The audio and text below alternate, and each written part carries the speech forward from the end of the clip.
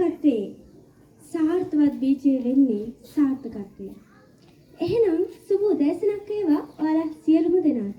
ඒ වගේම අප පාසලේ විදුහල්පතිතුමියගෙන්ද නියෝජ්‍ය විදුහල්පති දෙපළ ඇතුළු ආචාර්ය මණ්ඩලයේ ගුරු මෑණිවරුන්ගෙන්ද ගුරු පියවරුන්ගෙන්ද සහෝදරව සියලු දෙනාගෙන්ම අවසරයි. ඉතින් මම අද ඔයාලට කතා කරන්න හිතුවා perfection. එහෙම නැත්නම් සාර්ථකත්වය, පරිපූර්ණත්වය කියන්නේ මොකක්ද කියලා. ඉතින් ඇත්තටම ඔයාලට මතකද ඇමරිකාවේ වහල්භාව ඉවත් කරපු ඒබ්‍රහම් ලින්කන් ජනාධිපතිවරයාව? ඉතින් ඔන්න මම ඔයාලට පොඩි කතාවක් කියන්නම්. ඔන්න එක දවසක් මේ ඒබ්‍රහම් ලින්කන් ජනාධිපතිවරයාගේ චූටි පුතා ඉස්කෝලේ යන පළවෙනි දවස. ඉතින් මේ ඒබ්‍රහම් ලින්කන් අපිට පරිපූර්ණත්වය එහෙම නැත්නම් සාර්ථකත්වය කියන මේ වචනයට සමාන අර්ථයක් දෙමින් ඒ විතරක් නෙවෙයි ලස්සන වගකීමක් ලස්සන ආකල්පයක් අඳුරලා දෙන ගමන් අපිට පොඩි පණිවිඩයක්ත් දෙනවා. ඉතින් ඔන්න මේ පොඩි ළමයා ඉස්කෝලේ යන පළවෙනි දවසේ ඒබ්‍රහම් ලින්කන් මේ ළමයාගේ ගුරුතුමාට යවනවා ලිපියක්. ඒ ලිපිය තියෙන්නේ ගුරුතුමනි මගේ පුතා අද ඉස්කෝලේ යන පළවෙනි දවස. ඉතින් ඔහුට බියක් තැතිගැනීමක් ඇති වෙන්න පුළුවන්. ඉතින් ඒ වගේම මගේ පුතා ගොඩක් කැමති මෘදු මොලොක් වචන වලට.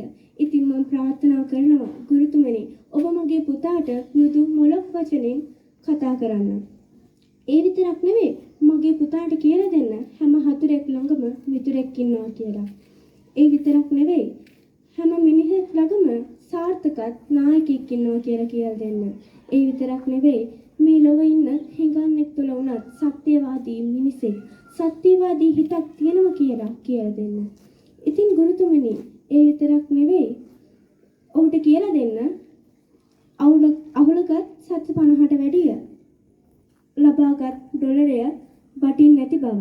ඉතින් ඔයාලා පොඩ්ඩක් හිතන්න අපි හැමෝටම සාර්ථකත්වය ලැබෙන්නේ නැහැ. ඒ විතරක් නෙවෙයි අපි හැමෝටම ඇදවැටීම් වෙනවා. අපි හැමෝටම අසාර්ථක වීම වෙනවා.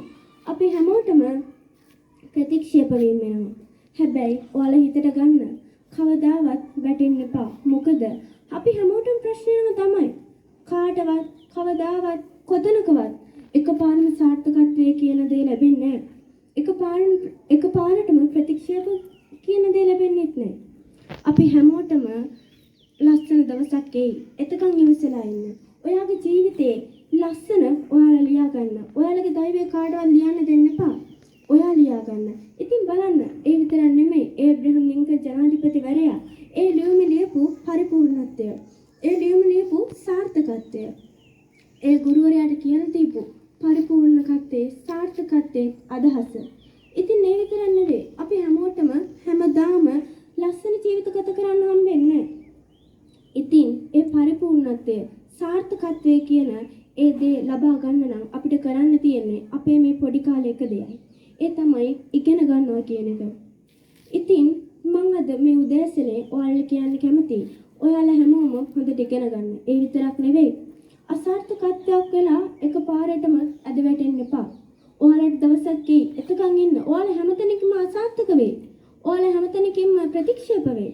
හැබැයි ඒ අනිත් අය කරන්නේ. මොකද ඒ අය කවදා හරි ප්‍රතික්ෂේප වෙලා ඇති. ඒ දුකයි අනිත් මිනිස්යාට දෙන්නේ. ඉතින් ඔයාට දවසක් අන්නේ දවස් වෙනකම් ඔයාගේ ජීවිතේ ඔයාගේ කුණාඩුව පහව යන තෙක් වැරෙන් අල්ලන් ඉන්න. ඉතින් මේ උදෑසනේ මං කියන්නම් දෙයක්. මොකද්ද? ඒ හැම අසාර්ථකත්වය කියන ගසේ බීජය වෙන්නේ සාර්ථකත්වය. ස්තුතියි.